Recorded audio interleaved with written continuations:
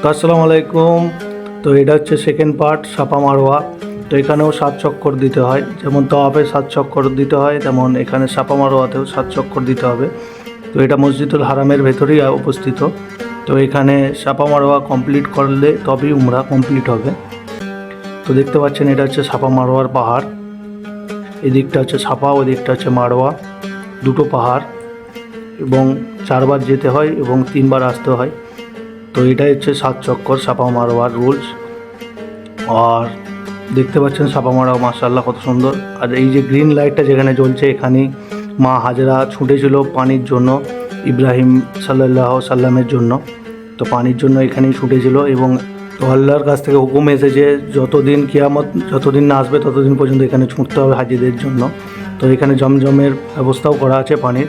তো জমজমে পানি পান করলাম, ইনশাআল্লাহ এখানে উমরা কমপ্লিট হলো। তো ভালো থাকবেন, সুস্থ থাকবেন, ধন্যবাদ।